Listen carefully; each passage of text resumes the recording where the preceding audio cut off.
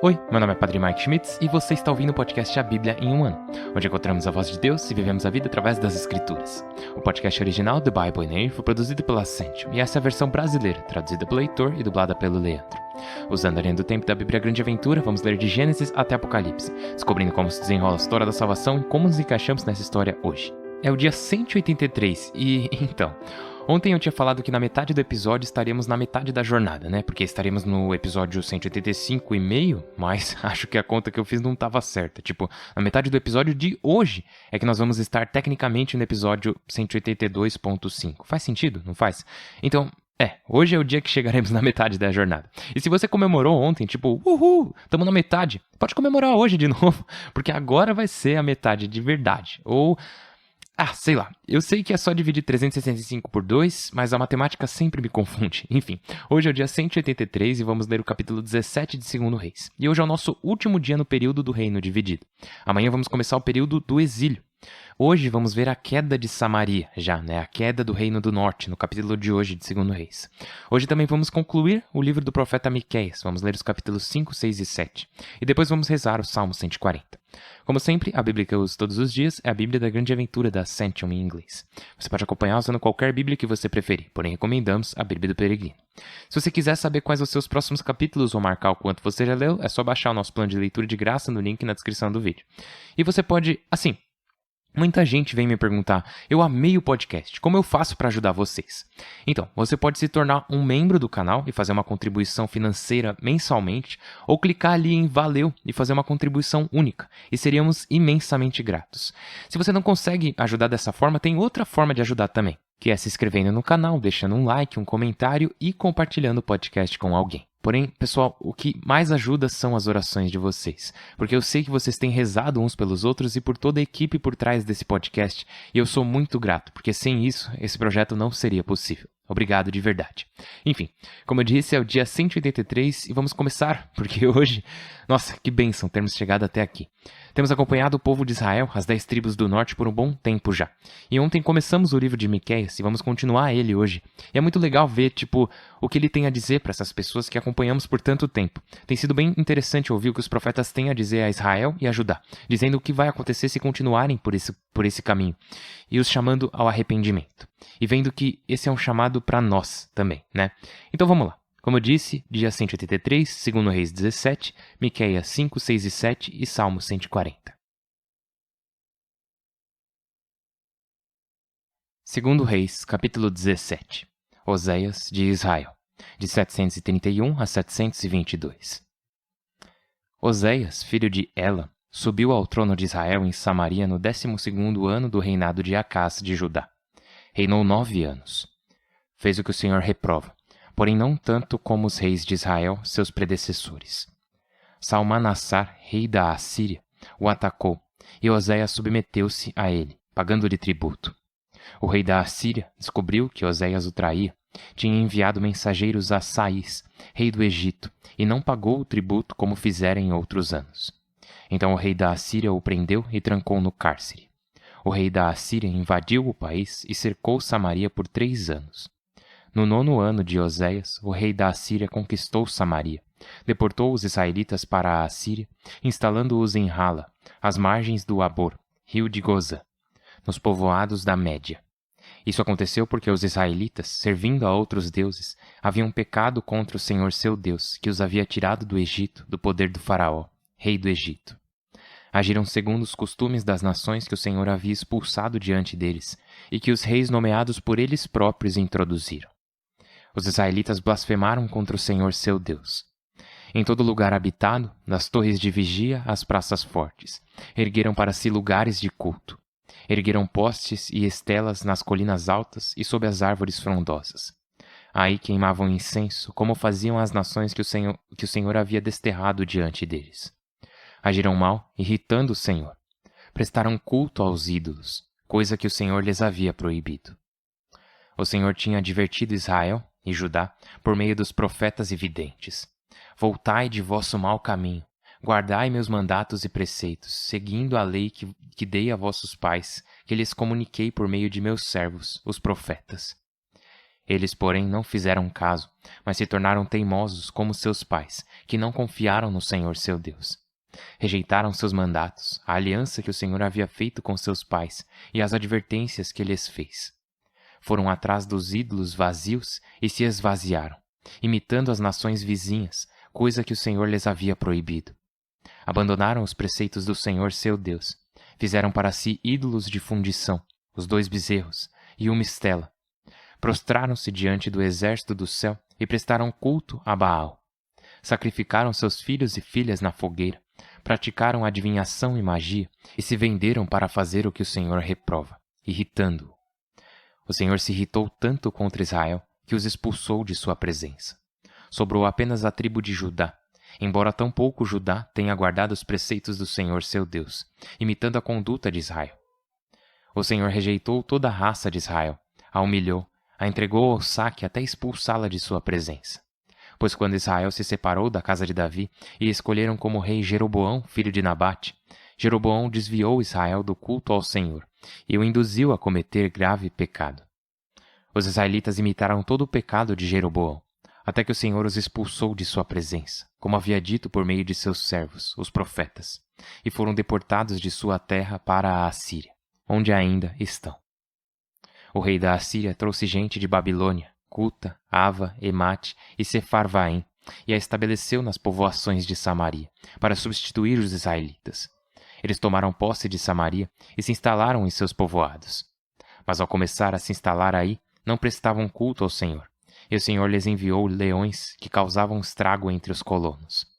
Então disseram ao rei da Assíria: O povo que levaste para Samaria, como colonos, não conhece os ritos do Deus do país, e por isso ele lhes enviou leões que causam estrago entre eles, porque não conhecem os ritos do Deus do país.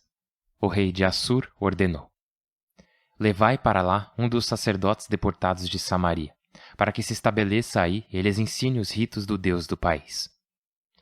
Um dos sacerdotes deportados de Samaria foi então estabelecer-se em Betel. Ele lhes ensinou como se devia prestar culto ao Senhor. Todos aqueles povos, porém, fizeram para si seus deuses, e na cidade em que viviam, os puseram nas capelas dos lugares altos, que os de Samaria haviam construído. Os de Babilônia fizeram Sucote-Benote, os de Cuta fizeram Nerguel, os de Emate fizeram Azima, os de Ava fizeram Nebaás e Tartaque. Os de Sefarvaim sacrificavam seus filhos na fogueira em honra de seus deuses Adrameleque e Anameleque. Prestavam também culto ao Senhor, nomearam pessoas do povo como sacerdotes para que oficiassem nas capelas dos lugares altos. Dessa forma, prestavam culto ao Senhor e a seus deuses, segundo a religião do país de onde vieram. Até hoje agem segundo seus antigos ritos. Não veneram o Senhor, nem agem segundo seus mandatos e preceitos, segundo a lei e a norma dada pelo Senhor aos filhos de Jacó, ao qual impôs o nome de Israel. O Senhor havia feito uma aliança com eles, eles haviam ordenado: Não venereis outros deuses, nem os adoreis, nem lhes presteis culto, nem lhes ofereçais sacrifícios, mas deveis venerar o Senhor, que vos tirou do Egito com grande força e braço estendido. A ele adorareis, e a ele oferecereis sacrifícios. Cuidai de pôr sempre em prática os preceitos e normas, a lei e os mandatos que vos deu por escrito. Não venereis outros deuses. Não esqueçais a aliança que fez convosco. Não venereis outros deuses, mas ao Senhor vosso Deus, e ele vos livrará de vossos inimigos. Eles, porém, não deram atenção. Pelo contrário, agiram segundo seus antigos ritos. Assim, essa gente honrava o Senhor e prestava culto a seus ídolos. E até hoje, seus descendentes continuam fazendo a mesma coisa que seus antepassados. O livro de Miqueias, capítulo 5. Agora se juntam em tropas e nos colocam assédio. Com o cetro batem na face do juiz de Israel. Mas tu, Belém de Éfrata, pequena entre as aldeias de Judá, de ti tirarei aquele que há de ser chefe de Israel. Sua origem é antiga, de tempo imemorial. Pois somente os entrega até que a mãe dê à luz, e o resto dos irmãos volte aos israelitas. Em pé pastoreará, com a autoridade do Senhor, em nome da majestade do Senhor seu Deus, e habitarão tranquilos quando sua autoridade se estender até os confins da terra. A paz virá assim. Se a Assíria se atrever a invadir nosso país e pisar nossos palácios, levantaremos contra ela 7 pastores, 8 capitães, que pastorearão a Assíria com espada, Nimrod com a adaga. Assim nos livrará da Assíria, quando ela invadir nosso país e pisar nosso território. O resto entre os povos. O resto de Jacó será como o orvalho do Senhor no meio de muitas nações, como o orvalho sobre a erva, que não tem de esperar os homens nem aguardar ninguém. O resto de Jacó será no meio de muitas nações, como um leão entre feras selvagens, como filhote num rebanho de ovelhas, que penetra e pisoteia e agarra, impune. Levanta tua mão contra os agressores, e sejam aniquilados todos os teus inimigos. A grande purificação. Naquele dia, oráculo do Senhor, eu aniquilarei vossa cavalaria e destruirei vossos carros. Aniquilarei as cidadelas e arrasarei as praças fortes. Aniquilarei em tuas mãos os sortilégios e não te restarão adivinhos. Aniquilarei ídolos e estelas no meio de ti, e não adorarás as obras de tuas mãos. Derrubarei no meio de ti os postes sagrados e acabarei com teus bosques sagrados. Com ira e cólera me vingarei das nações que não obedecem. Capítulo 6. Chamada ao julgamento. Escutai o que diz o Senhor. Levanta-te, convoca os montes para o julgamento, que as colinas escutem tua voz. Escutai, montes, o julgamento do Senhor, firmes alicerces da terra. O Senhor entra em julgamento contra seu povo, pleiteia com Israel. Povo meu, que te fiz eu? Em que te aborreci? Responde-me. Eu te tirei do Egito, te redimi da escravidão, enviando à frente Moisés, a Arão e Maria. Povo meu, recorda o que planejava Balaque, rei de Moabe, e como respondeu Balaão, filho de Beor. Lembra-te de Setim até Gilgal, para que compreendas que o Senhor tem razão. Compensação cultual. Com que me apresentarei ao Senhor, inclinando-me ao Deus do céu? Com holocaustos me apresentarei, com bezerros de 1 ano? Aceitará o Senhor 1000 carneiros ou 10.000 riachos de azeite? Por minha culpa lhe oferecerei meu primogênito ou o fruto de meu ventre por meu pecado? Homem, eu já te expliquei o que é bom, o que o Senhor deseja de ti. Que defendas o direito e ames a lealdade, que sejas humilde com teu Deus. Quão acertado é respeitares a ti mesmo. Denúncias e ameaças. Ouvi, o Senhor chama a cidade. Escutai, tribo e suas assembleias. Vou tolerar a casa do malvado com seus tesouros injustos, com suas medidas exíguas e que irritam? Vou absolver as balanças viciadas e uma bolsa de pesos falsos? Os ricos estão cheios de violências, a população mente, tem na boca uma língua mentirosa. Por isso vou começar a golpear-te e a devastar-te por teus pecados. Comerás sem saciar-te e te retorcerás por dentro. Se algo reservares, se perderá. Se algo se conservar, eu o darei aos guerreiros. Semearás e não ceifarás. Pisarás a azeitona e não te ungirás. Pisarás a uva e não beberás vinho. Observam-se os decretos de Amri e as práticas de Acabe. Seguir seus conselhos. É certo que vos devastarei. Entregarei a população ao opróbrio e tereis de suportar a vergonha de meu povo. Capítulo 7. Discurso do profeta. Ai de mim! Acontece comigo como a quem rebusca, terminada a vindima. Não ficam cachos para comer, nem figos temporãos de que tanto gosto. Desapareceram do país os homens leais, não resta um homem honrado. Todos espreitam para matar, estendem redes uns aos outros. Suas mãos são boas para a maldade. O príncipe exige, o juiz é subornado, o poderoso declara suas ambições. A bondade é retorcida como espinhos e a retidão como sarçais. O dia das contas que anuncia a sentinela chegará. Logo chegará a desgraça. Não vos fieis do próximo, não confieis no amigo. Daquela que dorme em teus braços, guarda a porta de tua boca. Porque o filho desonra o pai, a filha se levanta contra a mãe, a nora contra a sogra, e os inimigos de uma pessoa são os de sua casa. Mas eu estou alerta aguardando o Senhor, meu Deus e Salvador. Meu Deus me escutará. Restauração. Não cantes vitória, minha inimiga. Se cair, me levantarei. Se me sento em trevas, o Senhor é minha luz. Suportarei a cólera do Senhor, pois pequei contra ele, até que julgue minha causa e me faça justiça. Ele me conduzirá para a luz e gozarei por tua justiça. Ao vê-lo, minha inimiga se cobrirá de vergonha. Ela que me dizia, onde está o teu Deus? Meus olhos gozarão logo vendo-a, pisoteada como barro de rua. É o dia de reconstruir tua cerca. É o dia de estender teus limites.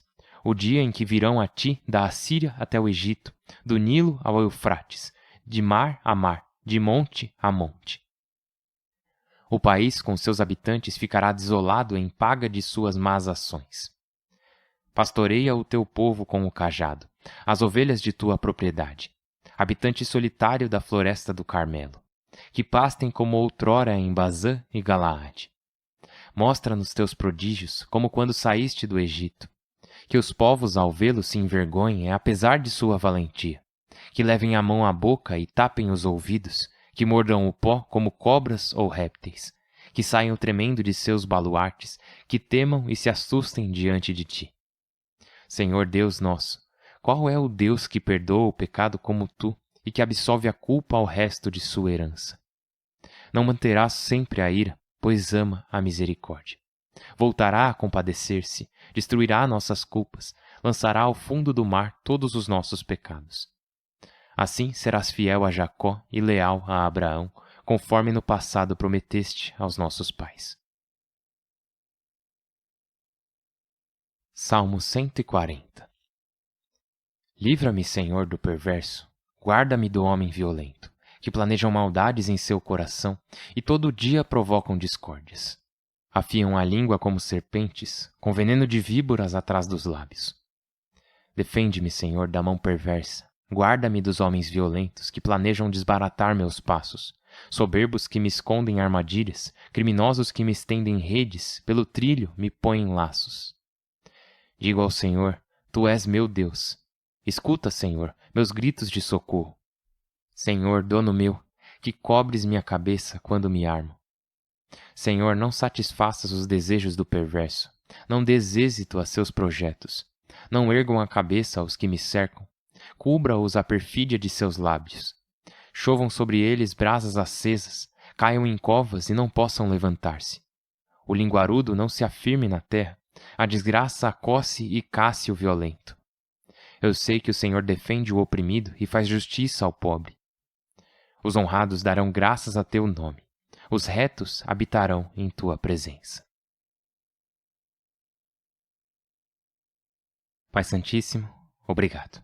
Obrigado pela tua palavra, obrigado pelo teu amor por nós, obrigado por nos chamar de volta para ti, Senhor Deus.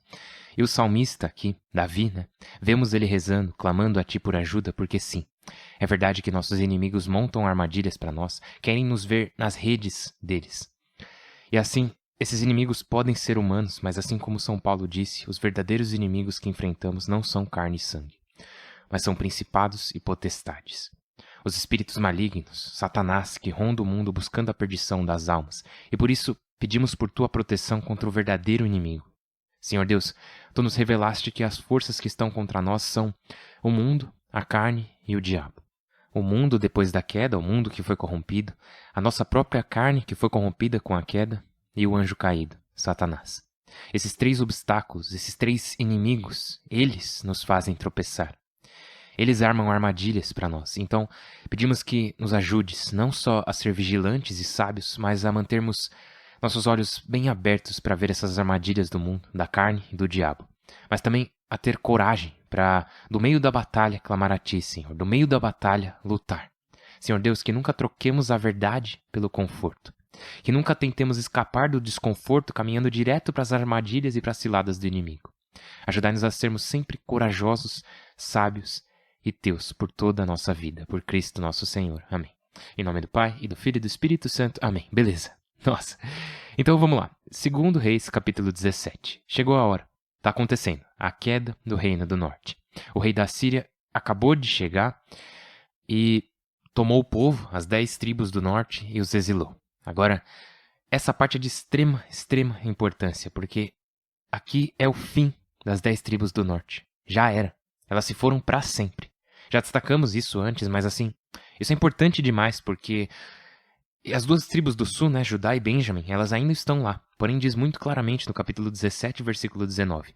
Embora tampouco Judá tenha guardado os preceitos do Senhor seu Deus, imitando a conduta de Israel. Israel é o norte, né? Aí continua. O Senhor rejeitou toda a raça de Israel, a humilhou, a entregou ao saque até expulsá-la de sua presença. E o que acontece é que Judá e Benjamim, no sul, vão ficar mais um pouquinho. Porém, depois também vão ser exilados. Desculpa pelo spoiler, eles vão ser exilados para a Babilônia. Mas acontece que eles vão voltar para casa. Eles terão a chance de voltar e reassentar a terra. Porém, as tribos do norte, as 10 tribos, elas nunca mais vão voltar. Elas nunca mais vão ser as mesmas. Inclusive, não só elas nunca mais vão voltar, mas no meio do capítulo 17, diz que o rei da Assíria trouxe pessoas de 5 nações. Essas 5 nações eram Babilônia, Cuta, Ava, Emate e Sefarvaim.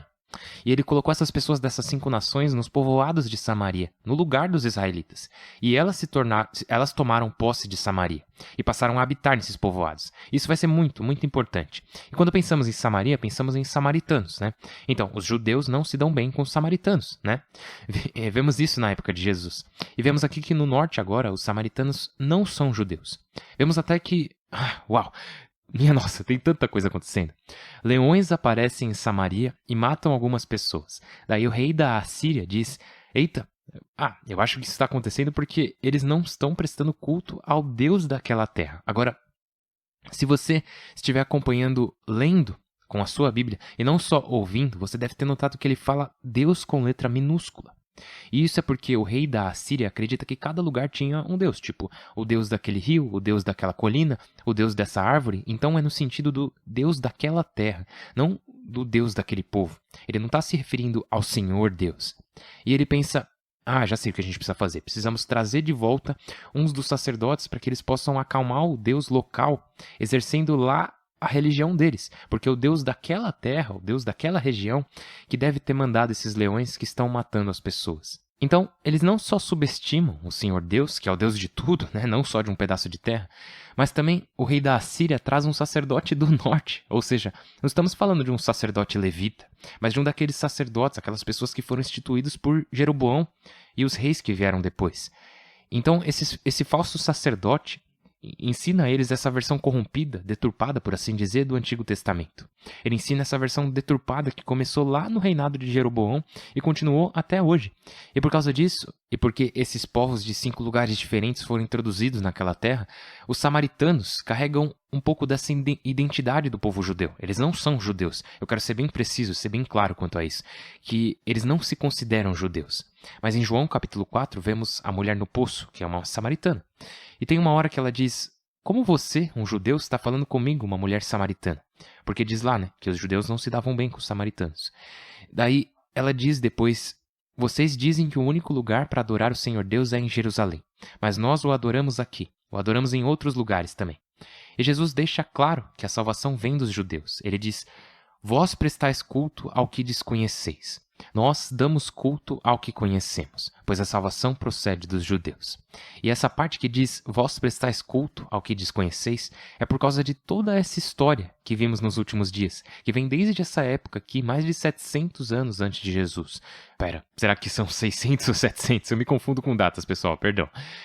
Aconteceu 700 anos antes de Cristo. Então, isso no fim eu tinha falado a data certa, né? Preciso confiar mais em mim mesmo. Tá, voltando. Então, isso é fundamental para entender essa tensão entre judeus e samaritanos. Os samaritanos estão agora vivendo na terra que pertencia aos judeus, mas o rei da Assíria exilou os judeus e trouxe o povo desses 5 reinos. E tem uma coisa bem interessante em João capítulo 4. A mulher samaritana, quantos maridos ela teve? Ela diz que não tem marido, né? Aí Jesus diz, sim, você teve 5 maridos e o que está com você agora não é seu marido. E isso é a realidade não só dessa mulher que teve 5 relacionamentos ou 5 casamentos e agora está com mais um cara, mas também é verdade sobre o povo daquela região. Porque 5 países foram trazidos para Samaria. 5 reinos. Babilônia, Cuta, Ava, Emate e Sefarvaim. Todos esses 5 reinos foram trazidos para aquele lugar. 5 maridos. E o que está com você agora, né, samaritanos aleatórios, não é seu marido. E lembra, Nossa, cara, lembra do que Deus diz lá no livro de Oséias? Ele diz, tu me chamarás esposo meu, já não me chamarás ídolo meu. Deus quer esse relacionamento, essa aliança com o seu povo. E esse foi mais um daqueles momentos incríveis de tipologia da Bíblia, né? Que aqui atrás, em 2 Reis, capítulo 17, tem essa prefiguração do que vai ser cumprido lá em João, capítulo 4. Quando Jesus está falando com a mulher samaritana, chamando-a para a fé, chamando ela e o povo da cidade em que ela está vivendo, pedindo para terem fé nele. É simplesmente incrível. Eu acho muito, muito legal. Tá, então vamos falar rapidinho de Miqueias. Eu sei que a gente não tem muito tempo, mas vamos fazer nosso melhor.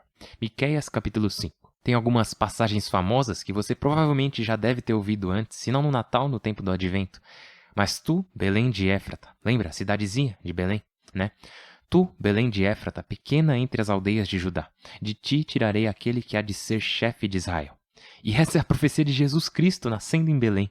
Sua origem é antiga, de tempo imemorial, pois somente os entrega até que a mãe dê a luz e o resto dos irmãos volte aos israelitas.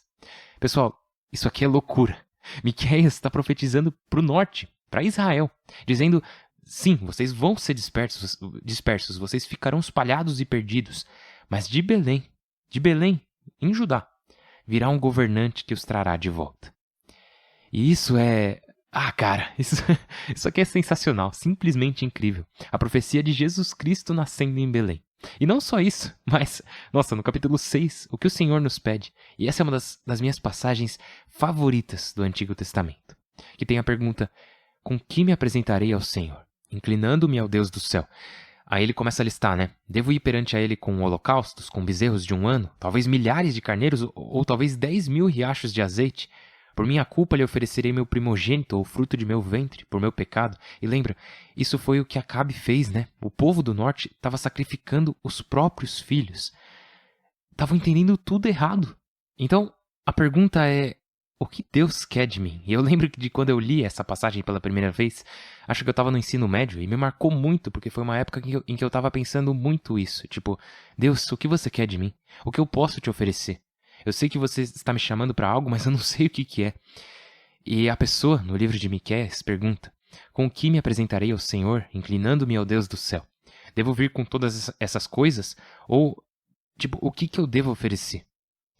E Deus responde, através de Miqueias, homem, eu já te expliquei o que é bom, o que o Senhor deseja de ti, que defendas o direito e ames a lealdade, e que sejas humilde com teu Deus. E ele deixa isso muito claro, que é isso que o Senhor deseja. Obediência.